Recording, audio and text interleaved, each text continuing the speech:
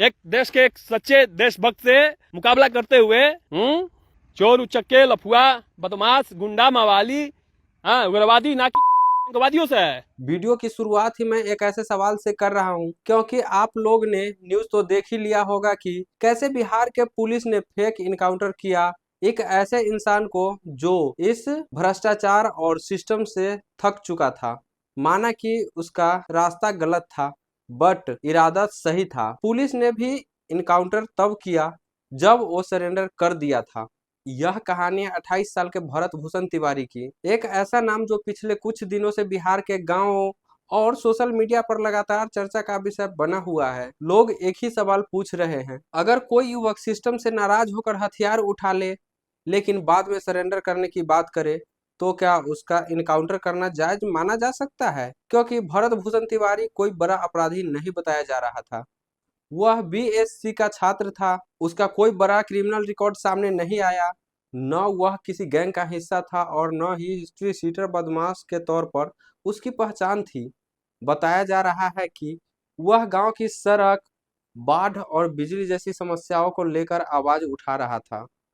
लेकिन फिर ऐसा क्या हुआ कि कुछ ही घंटों में उसकी कहानी फेसबुक लाइव से पुलिस इनकाउंटर तक पहुंच गई। यहीं से मामला दिलचस्प हो जाता है और विवादित भी। 16 जून को भारत के एक वीडियो वायरल होता है। वीडियो में वह देसी पिस्तौल लहराते दिखाई देता है। वह अपनी बात रखता है, सिस्टम पर सवाल उठा रहा है और खुद को अकेला लड़ने वाला व्यक्ति बता रहा है। कुछ लोगों ने उसकी बातें को गुस्से में दिया गया बयान माना तो कुछ लोगों ने इसे कानून के खिलाफ कदम बताया।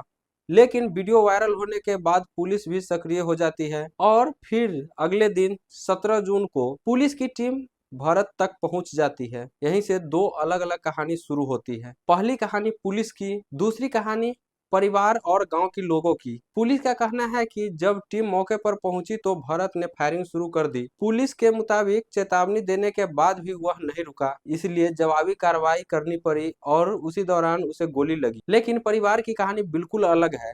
उसकी माँ और गांव के लोग कह रहे हैं कि उसने हथियार फेंक दिया था पुलिस के सामने, हाथ उठा दिए थे और आत्मसमर्पण कर रहा था। उनका आरोप है कि सरेंडर की स्थिति में भी उसे गोली मार दी गई।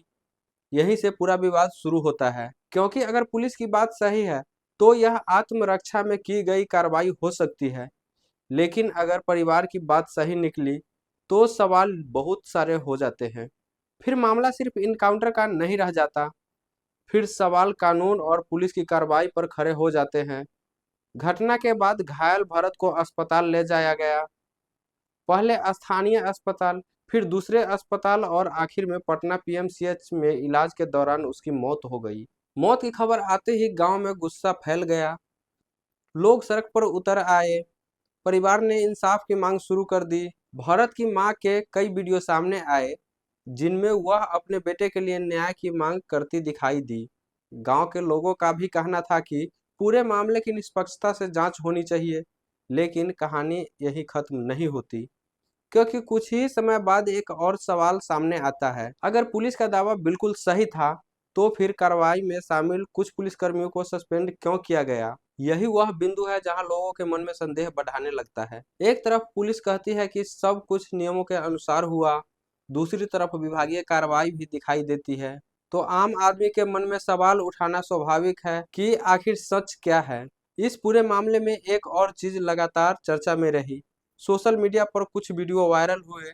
कुछ वीडियो में भरत हथियार लहराता नजर आता है।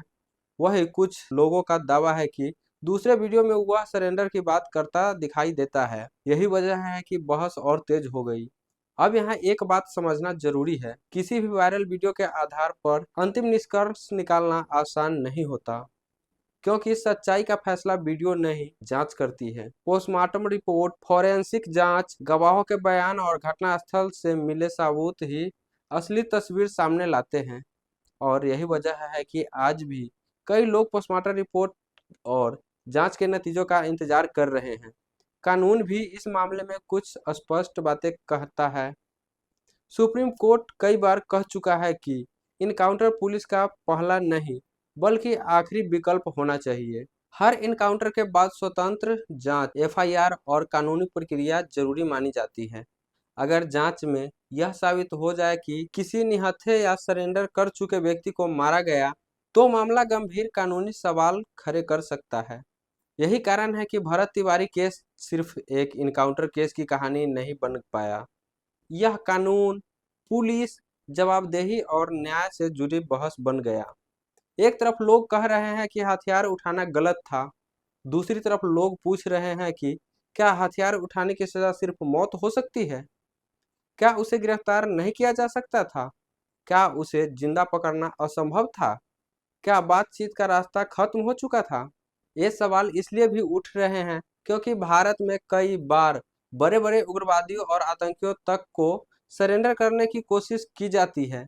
ऐसे में लोगों के मन में यह सवाल आना स्वाभाविक है कि मामले में क्या सारे विकल्प खत्म हो गए थे?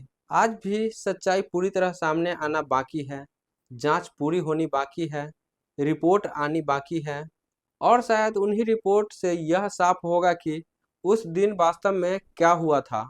लेकिन एक बात तय है, यह मामला सिर्फ भरत तिवारी का नहीं रह गया।